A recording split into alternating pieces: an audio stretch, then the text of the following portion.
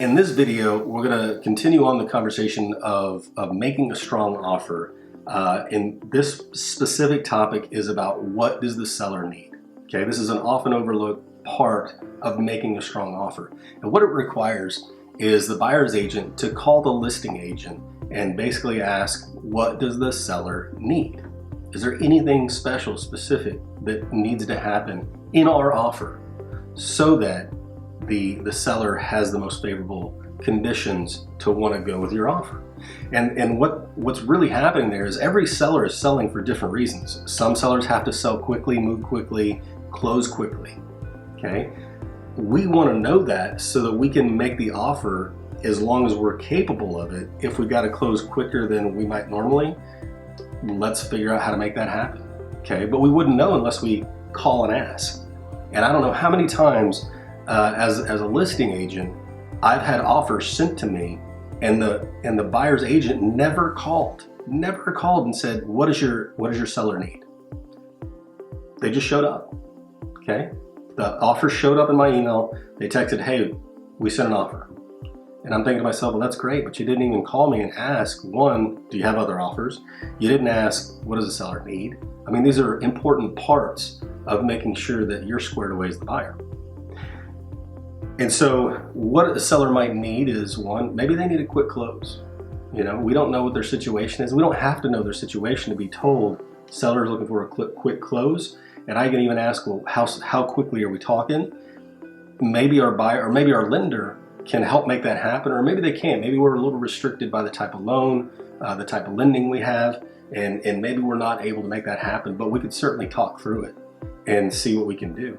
Other sellers, maybe their situation is, well, no, we don't need a quick close. We want to actually extend it out.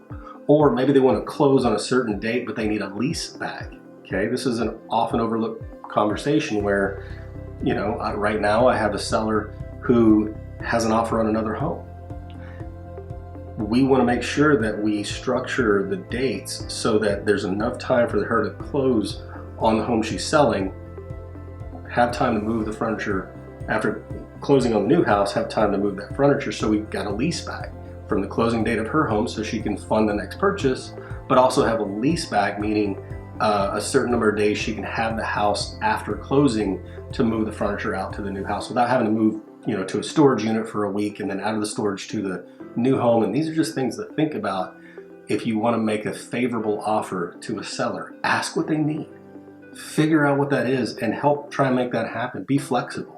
Okay, so the more flexible you are in working with that seller, the more likely you are to be a offer that is considered. By calling the listing agent, we can find out a little bit about the seller themselves. We can find out what makes them tick sometimes. There might be something revealed in that conversation that just kind of helps us make an offer that is tailored to that seller, that isn't necessarily about when to close or what specific needs, but sometimes there might be something left out of the listing information that we see online in the MLS.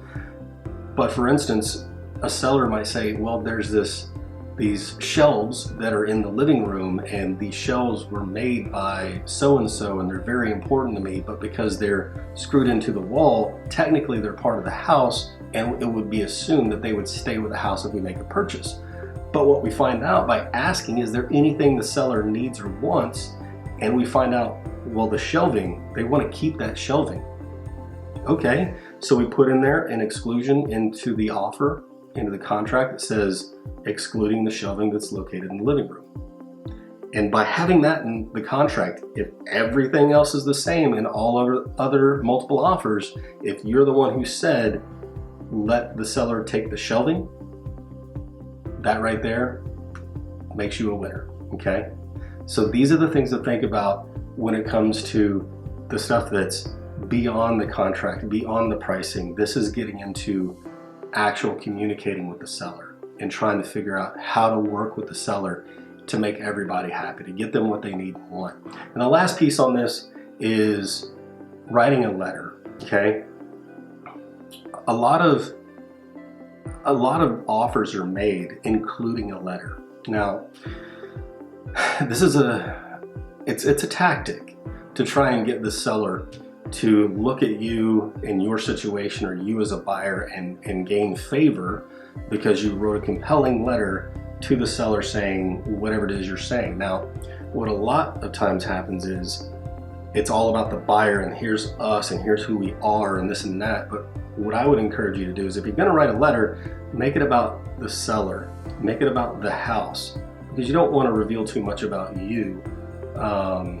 What you want to do is let the seller know, gosh, we love this house. It would be perfect for yada yada, and the location's great for this and that. So basically you're putting back to the seller all the reasons you love the house. And the cool part is if your buyer agent talks to the listing agent and says, what is the thing that the seller loves the most about this home? I mean, that's an open-ended question, and if the listing agent's doing their job, they're going to know the answer. And then you can just take that answer, put it right into that letter, put it right back to the seller, and the seller's going to look at it and go, oh my gosh, they love this house just the way we do. Now, how many times have I seen a seller choose an offer simply because of the letter? Not very many. Not very many at all. But let's be honest, if all things are equal in the offer, and you've got one with a compelling letter or a doting letter on the home or the seller, and one that doesn't, you might consider that the seller's going to choose the one that has more heartstrings happening there, right? Not that that's the way it should be done, but it's just another tactic that I have seen buyers use to try and be in a more favorable position to be considered for an offer. Thanks so much for sticking around to the end of the video. And remember, if there's anything in the world I could do for you, just be sure to reach me. You can always leave a comment below or hit me up with the email or phone number listed in the description below. And be sure to like and subscribe, and that way you'll be notified when other videos come out in the future.